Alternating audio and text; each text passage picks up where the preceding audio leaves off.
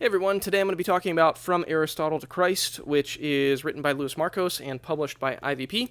Thank you, IVP, for sending me a review copy. This is my honest take on the book. I'm going to take you through my typical review format of main idea, research, readability, reaction.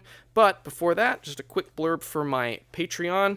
I am building a little bit of a Patreon community. I have monthly newsletters of what I'm reading, interactive polls and voting on my YouTube stuff, and an online book club. And in the month of November of 2025, we are reading together Michael Bird's book, 7 Things I Wish Christians Knew About the Bible. We're going to read it and discuss it together. So if you would like to interact with me on any of those levels, check out the Patreon link below. Let's get to the review. So, From Aristotle to Christ is building off of some of Markos' previous work, notably From Plato to Christ, which I also read this year because I knew this one would be coming out. And so what Markos is doing here is he is summarizing and kind of interpreting, but mostly summarizing the work of these ancient philosophers that predated Christ, and then doing a little bit of historical kind of connecting the dots to see how concepts from either Plato or Aristotle in this case were leveraged by later Christian thinkers and kind of synthesized with explicitly Christian theological reflection. And how did Plato or Aristotle actually in some ways aid the process of clarifying Christian thought? And so From Aristotle to Christ is a new entry in kind of that. I don't know that he's calling it a series, but it's kind of a similar kind of approach in previous books. And so this one, however, it's structured intentionally differently than From Plato to Christ was. So if you read From Plato to Christ, this is going to feel a bit different. Rather than doing a whole first half of the book where he just summarizes a certain branch of philosophy, and then in the second half of the book moves into more of the Christian kind of application of it. In From Aristotle to Christ, he takes a more of a thematic approach in that he approaches certain areas of Aristotle's thought, and then within each area of thought, he kind of threads these connections to Christian thinkers. And so he talks about Aristotle's understanding of logic. He talks in like one whole section. In one whole section, he talks about Aristotle's approach to politics and governance. And in another section, he just takes on Aristotle's ethics. And within each one of those sections, then he connects it to Christian thinking. So I liked this format better, actually. I appreciated this format more. I thought it was more helpful for things to be organized thematically as opposed to just the big half sections of the book. So that's what From Aristotle to Christ is. It's what are some key areas of Aristotle's thought, and then how have they affected key Christian thinkers over different centuries. So the research behind this, obviously primarily researching Aristotle himself, other classical works, and kind of other classicists who have interpreted those works, but Markos is self-admittedly more of a Platonist than an Aristotelian, as he talks about in the intro. But I thought he did a really good job interacting directly with Aristotle's primary texts.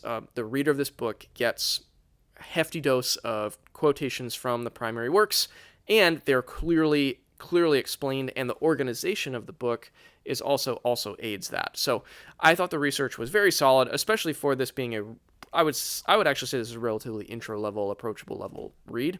I thought the research was really good. And then the readability of it, I've kind of already hinted at this. These books are super easy to read, in my opinion. I thought his previous book on Plato, same deal. Very approachable, conversational. He takes some pains to provide anecdotes, stories, reflections, so it's not all just dry and abstract kind of philosophical ideas. But it is grounded, more so actually with Aristotle even than Plato's philosophy. But I thought the chapters are also short, and the organization of the book, again, helps the readability because you're kind of in one thematic area.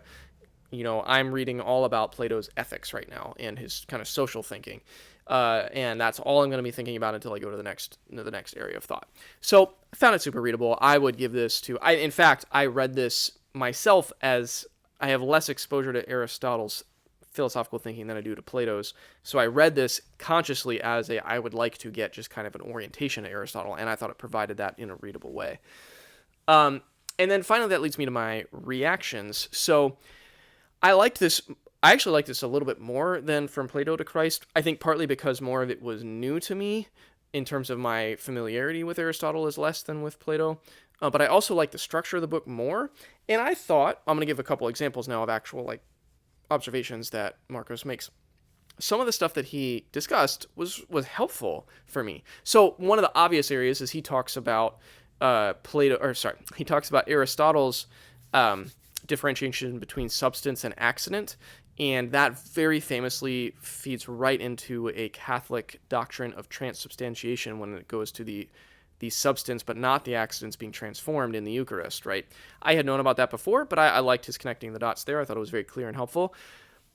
But there are also other areas that I was less aware of. So, for example, he talks about Aristotle's causes, and which I had known about: efficient cause, formal cause, etc. But then he applies that to the debate or discussion that's happening regarding something like intelligent design versus more of a reductive Darwinian naturalism when it comes to the development of creation and the origins of life. And he applies Aristotle's thinking of causes to that discussion and illuminates how we are missing some contours of this discussion in the ways that we're talking past each other because we're not using the full causes that Aristotle unpacked in his philosophy. And I thought, man, that's a really, really helpful observation. And those are the kinds of observations he makes throughout the course of the book when he says, here's a Christian thinker, or here's a topic related to today, and here's how Aristotle's work retrieving it might actually be really helpful to bringing some clarity and some like robust dialogue to what tends to be some shrill conversations in our climate, in our cultural climate at least. I will say a few things though, by way of, I guess, gentle critique. I thought his discussion in some of the politics and some of the social commentary was interesting and helpful. He does discuss a topic like slavery, and he in a way kind of defends, he mounts a bit of a defense of Aristotle's kind of understanding of slavery and some of the social hierarchies that he defended. And I thought some of his defenses were reasonable, and he seems to be understanding that he's touching some like very charged areas. However, it is also known that Aristotle did comment on slaves as, quote, living tools, and I thought that was a weird omission that he did not interact with that directly in this book. I wish he would have, because I thought it would have been interesting to hear him incorporate that into his discussion. So it's not a fully, my point is that this is not a fully comprehensive, everything Aristotle said about every topic. It can't be that. And I also found he does in a way defend some of Aristotle's more patriarchal renderings of kind of the social arrangements of things and some of those hierarchies there. Which I was not totally compelled and persuaded by his defense of Aristotle's thinking there, but I thought he did a reasonable job of trying to be nuanced. But the reader should know that he does go into some of those areas and like really a deeply classically conservative traditional approach towards resourcing some of these classical thinkers for today, in which we live in a wildly different age of discourse, and certain social norms are just taken as a given that would have been very alien to Aristotle. So he does get into all of that when he gets into the politics. But I'll end on a little bit more of just to fully land this review, kind of who is this book for. If you are someone who is pretty well versed in classical philosophy, if you understand these different areas of Aristotle's thought and how they are different from Platonic ideas, this is not going to be this. Just skip this book. This is too intro level for you. If you're someone who is like, I'm intrigued by some of the different contours between these ancient classical thinkers, and I don't know where to start, I think this is a fantastic place to start. I would also recommend Peter Adamson's Philosophy Without Any Gaps as that kind of a resource, but this one brings in explicitly Christian connections and reflections on some even current Christian thinkers, like how did Aristotle affect C.S. Lewis's apologetics efforts. That stuff is super interesting. So again, really pitched towards someone who needs an orientation and an overview that doesn't have it yet. If you are already kind of past that level of understanding, I would not recommend this one for you. But I found it helpful and generally an enjoyable book to read. So those are my thoughts on From Aristotle to Christ. As always, thanks for taking some time to watch.